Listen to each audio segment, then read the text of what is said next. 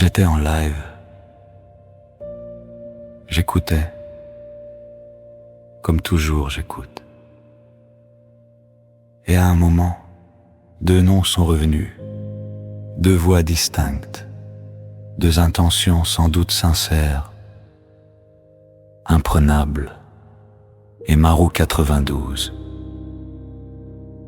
Bonsoir messieurs. Je vous cite volontairement pas pour vous exposer, mais parce que ce que vous avez dit mérite mieux que des slogans. Vous avez parlé d'Asselineau, de l'article 50, de souveraineté, d'incontournable. Alors j'ai fait ce que je fais toujours, j'ai laissé l'émotion de côté. Et j'ai regardé le réel. François Asselineau pose une question légitime, c'est important de le dire. Oui, l'union pose des problèmes démocratiques. Oui, certaines dépendances sont réelles. Oui, la souveraineté mérite un débat adulte. Mais un diagnostic juste ne fait pas un programme crédible. Son projet repose sur une seule clé, une seule porte, une seule promesse. On sort de l'Union européenne et ensuite tout devient possible. C'est là que le problème commence. Parce que sortir d'un cadre juridique n'est pas une politique publique. L'article 50 n'est pas un projet, c'est une procédure, un calendrier de négociation, rien de plus. Il ne donne aucun pouvoir nouveau, il ne crée ni revenus, ni prix agricole, ni industrie, ni justice sociale. Il ouvre une discussion, il ne construit rien. Ensuite, tout le reste est conditionnel. L'agriculture irait mieux, mais après la sortie. L'industrie renaîtrait, mais après la sortie. La monnaie protégerait, mais après la sortie.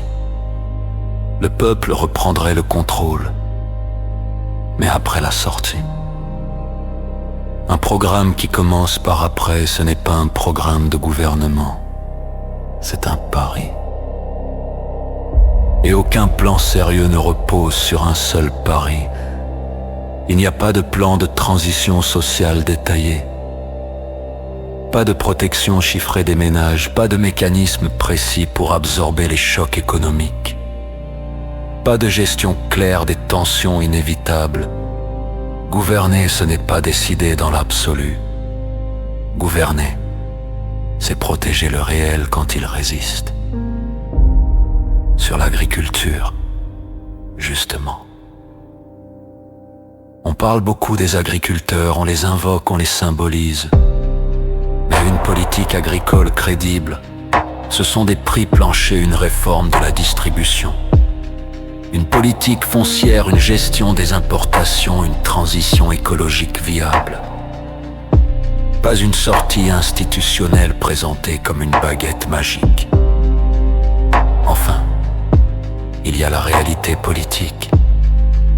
Un projet qui ne construit aucune alliance, aucune montée en puissance, aucune stratégie de majorité. N'est pas un projet de pouvoir. La radicalité sans architecture mène à l'isolement, pas à la transformation.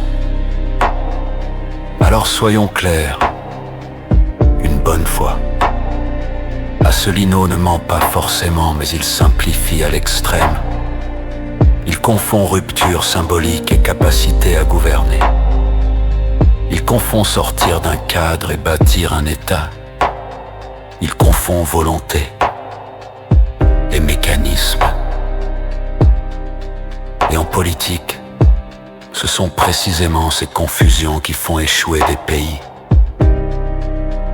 Alors maintenant, calmement, posément, sans haine,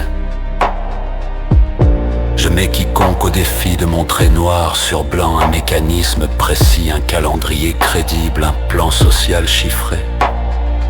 Une architecture de transition complète qui prouve que ce programme est gouvernable. Pas une intention,